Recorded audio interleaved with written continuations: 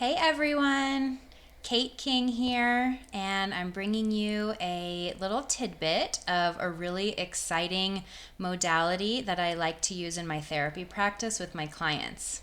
So, the topic today is parts work, and the modality that this comes from is internal family systems, which is often abbreviated as IFS.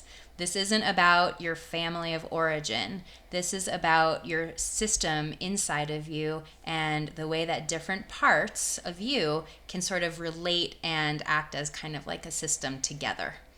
So, this is a really exciting and very cool modality of therapy. My favorite thing about it is non pathologizing. Yay! What does this mean?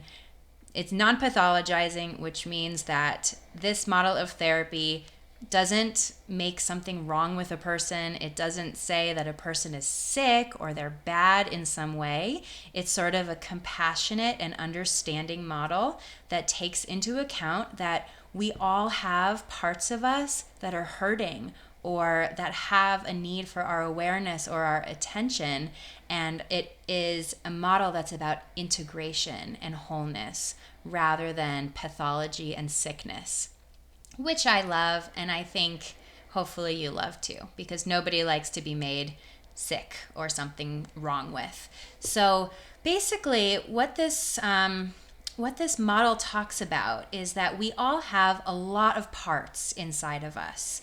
And no, I'm not talking about multiple personalities. This is basically the parts that compose our personality and our temperament and have created who we are in the world.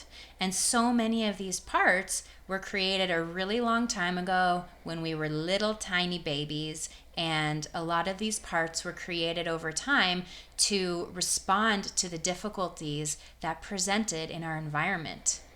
So we all have so many parts, upwards of like 50 parts or more. And sometime in the future, I will create a video that represents my own parts work as represented through art therapy. And so I'll show you that video in the future. But today, I'll just keep it just a conversation between us, and we'll continue. So we all have many, many parts. Some of these parts are archetypal and collective, which means we all have them, and they come from the basic premise of like the storylines you see in fairy tales. We all have a hero part, we have a victim part, we have a villain part. We all have these parts, and so if put in the right situation, you're going to see that part come forward.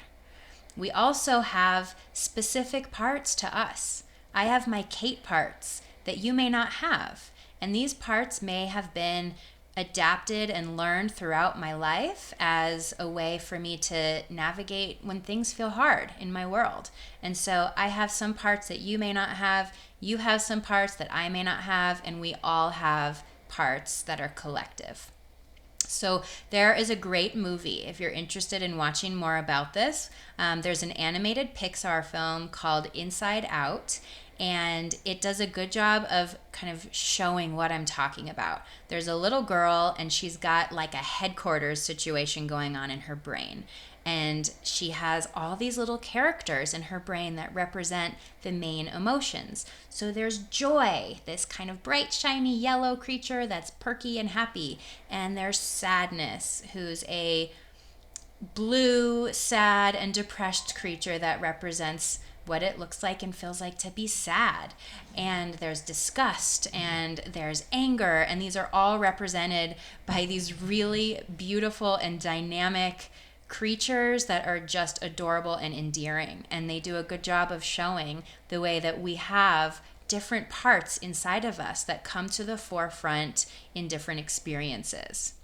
So in the IFS model of parts work, this is not just about emotions.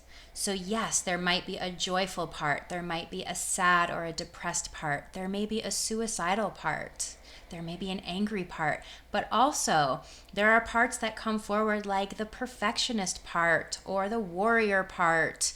You may have the judge part that judges right from wrong and good from bad. And depending on what's going on in your situation outside of you, one of these parts may come to the forefront. So somewhere beneath all of these parts in your system is actually a true self. And true self is your essence. That's who you really are when you're not triggered, when you're not charged. That's a you that comes from compassion and clarity and seeks connection and groundedness. That's the you that's able to have curiosity and awareness.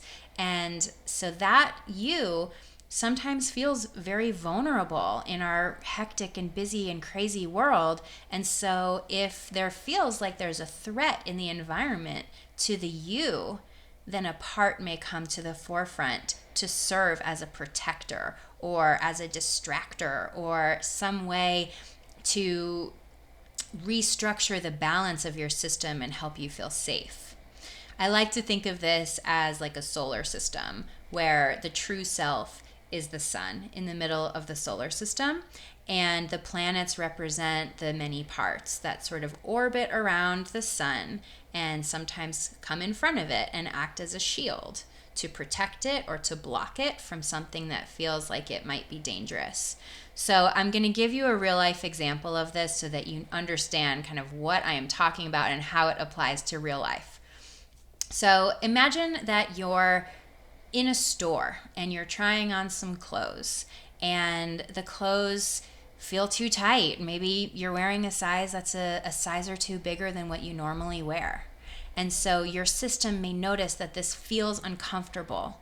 Something is coming up. You're starting to notice a charge or a trigger inside of yourself. You may notice anxiety coming up, for example. That's a part. So the anxious part is coming up in the dressing room to let you know that something doesn't feel right, something doesn't feel okay. And so this anxious part may put thoughts in your head like, oh my God, I gotta get out of here, or I'm so fat, or this isn't working for me, these clothes are really uncomfortable. And even though the anxious part may seem hurtful, or it might seem like it's making your life worse and not better, it's actually coming with the intention of protecting you, because this part wants you to be okay in the world. This part wants you to feel good. And so it's raising an alarm and it's raising a red flag to let you know that this dressing room and the clothing you're trying on feels like a threat to you being okay in the world. So in the moment, if you're feeling anxious, that means that you are flooded by the energy of that part and you have lost sense of true self. And this happens a lot. So many of us live in parts pretty much all the time. And I don't know anybody who lives in true self all the time, so that's not our goal. The goal is to be able to notice when you're being flooded by the energy of one of your parts, like when your anxious part feels really ignited and you feel incredibly anxious or in panic, to notice, wow, a part of me is feeling really anxious right now. And when you phrase it like that, a part of me is feeling this way, then your brain and your system remembers that yes, there is an anxious part of me, but I am not all anxious. That's not all that I am. And so creating enough space to be able to see that there's a part of me that feels this way allows a natural observation between yourself and that part.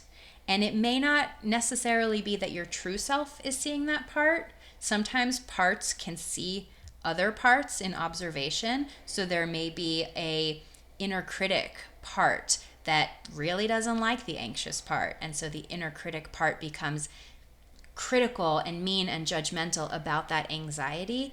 And so to notice that there's an anxious part, there's a critical part, and also there can be the you that notices both of these parts being present and brings them sort of to the round table of your conscious awareness and says, hey guys, okay, I'm noticing a part of me is feeling anxious. A part of me is feeling critical.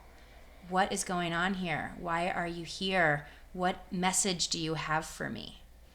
And in treating your parts this way, with the dignity and respect of your awareness and your attention, the parts don't have to be so inflamed anymore.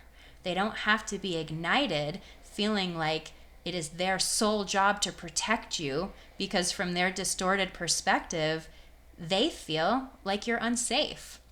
The dressing room may not feel like a dangerous place when you're in your balanced state, but in an anxious state, it might feel like the end of the world. And so these parts are coming forward with really good intentions, and the true self can see those parts for their good intentions and help soothe them. And we can soothe parts with other parts. Maybe the anxious part needs a trusting or a nurturing part to support it. Or maybe it's enough to just allow that part to be seen by true self. Sometimes all we need is to have awareness of our own patterns and our own inner system when it feels dysregulated. So this is a really brief introduction about parts work. As you can tell, it's a really big model of therapy and there's a lot to be shared here. So if you like this content and if you want me to record a second video to explain a little bit deeper into parts work, I'm happy to do that. Also, stay tuned for the next couple of weeks. I'll be recording a video about my personal art therapy experience with parts, and I'll show you the way I work with and represent and process my different parts through using an art therapy approach.